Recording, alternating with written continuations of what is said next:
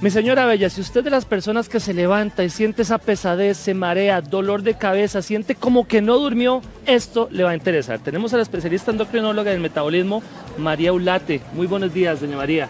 ¿Esto puede ser presión baja, doña María? No, realmente no es una condición que implique presión baja. Recordemos, la presión es una condición que depende de varios factores. Entre ellos lo que es la frecuencia cardíaca, la cantidad de sangre que se saca del corazón, pero además de eso, depende de la presión, depende la perfusión de los tejidos. Entonces no es una condición que uno pueda decir que puede andar por la vida con una presión baja. La presión es muy independiente o es muy individual para cada persona. No es lo mismo una persona que es muy grande, que es un hombre, a una mujer que es delgada y pequeña. Los rangos de presión van a variar en estas condiciones, pero sí es importante definir que no es algo con lo cual yo pueda vivir de forma natural. Ahora, doña Laura, esas personas que se levantan y sienten esa pesadez y pasan con ese sueño, ¿a qué se debe eso? Hay una serie de condiciones que implican que una persona pueda estar cansada de forma crónica y no necesariamente relacionada con un asunto de presión. Una de las situaciones como tal es enfermedades conocidas por la mayoría de la población, por ejemplo, la fibromialgia, que es una condición en la cual las personas tienen un sueño no reparador y eso condiciona un cansancio crónico. Enfermedades como el hipotiroidismo, que es una condición en donde la glándula tiroides no funciona adecuadamente y esto puede condicionar cansancio crónico, intolerancia al frío, cambios en ciertas partes como la piel, el cabello. Doctora, esas personas que también pasan muy cansadas y le dice a la vecina, cómase un poquito de miel o cada 20 minutos un confitico o un chocolatico, ¿es recomendable? La presión de la sangre depende más que del azúcar, de la sal, del contenido de sal. No tanto del azúcar. No tanto del azúcar, es del contenido de sal.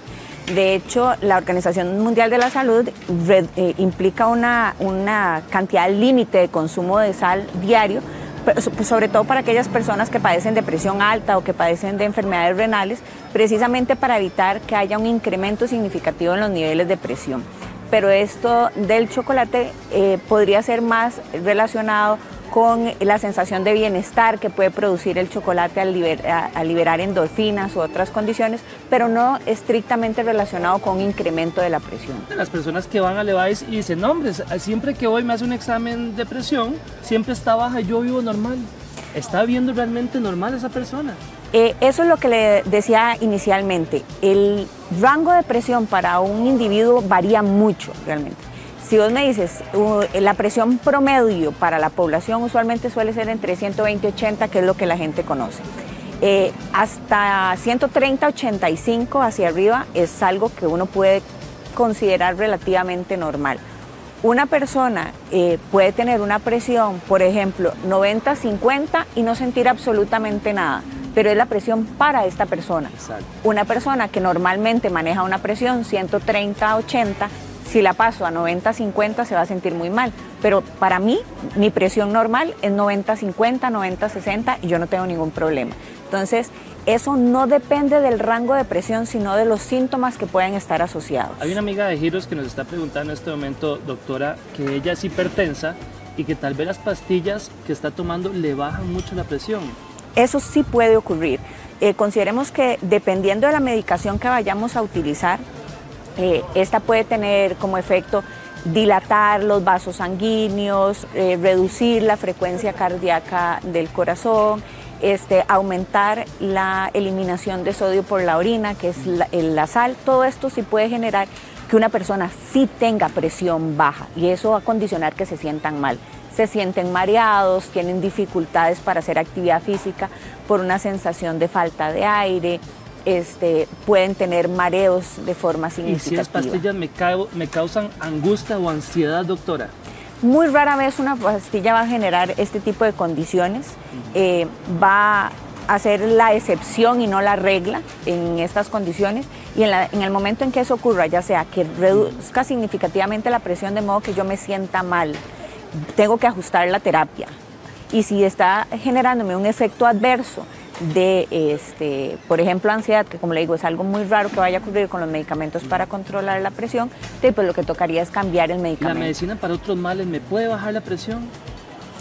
Realmente es poco probable que haya algún medicamento específicamente que vaya a producir reducciones de la presión. Hay más bien aquellos que producen incrementos, pero no va a ocurrir. Existen algunos medicamentos que lo que sucede es que pueden generar que yo me deshidrate, que pierda muchos fluidos, y eso puede condicionarme más que una presión baja, una incapacidad para los cambios de posición. ¿Una infección del riñón te bota la presión, doctora? No, a excepción de que la infección sea muy severa, en cuyo caso sí puede generar un trastorno a nivel sistémico que hace que caiga la presión y que eso se convierte en una emergencia médica, sí puede ocurrir, pero las infecciones urinarias normales pues realmente no van a condicionar un descenso de la presión. ¿Cuáles exámenes se debe hacer una persona que tenga presión baja? ¿Cuáles son los exámenes, los primeros que les mandan? En un paciente que tiene presión baja y que condiciona lo que se llama bajo gasto, que es esto de que me siento mareado, de que tengo dificultades para la actividad física, usualmente va a ser un mapeo de la presión para ver qué es realmente lo que está pasando y para justificar si realmente es que están ocurriendo descensos importantes en determinados momentos del día, puesto que no es una condición que se vaya a sostener de forma crónica en la vida. Después de ello, dependiendo de lo que uno encuentre, pues tendría que ir a verme si es un problema a nivel del corazón, si es un problema de ajuste a la hora de hacer cambios de posición, qué es exactamente lo que estaría ocurriendo. ¿Hay alimentos que me bajan la presión, doctora? No, realmente no hay alimentos que que puedan inducir un descenso de la presión. ¿Y hay alimentos que ayuden con la presión? Sí hay alimentos que pueden generar un leve incremento de la presión y son aquellos que puedan tener cierto contenido de electrolitos y de agua, básicamente. ¿Hay síntomas reconocibles por la gente de presión alta y de presión baja? ¿Cuáles son esos? Los síntomas de presión baja usualmente son mareos, disnea o falta de aire a la hora de hacer alguna actividad física. En el momento en que cambio de una posición acostada a una posición de pie o sentada, que te da esa sensación de que me voy a desvanecer y de que vi todo oscuro, son condiciones que indican que una persona no puede ocurrir.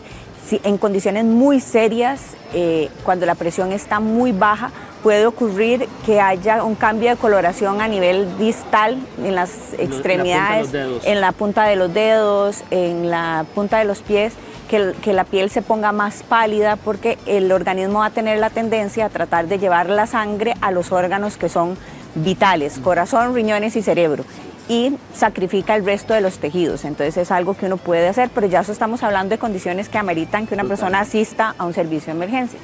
Para presión alta, pues suele ser un poco diferente. A la presión alta incluso se le llama el asesino silencioso, porque para que produzca síntomas tengo que tener una presión muy alta realmente. Y es aquella en donde ya voy a tener dolor de cabeza, puedo tener mucha dificultad para hacer algún tipo de actividades en la vida diaria, y ya en condiciones muy severas pues desencadenar un infarto, un derrame o alguna de estas condiciones. Doctora, muchísimas gracias y qué importante este tema. Muchas gracias a usted. Seguimos, compañeros.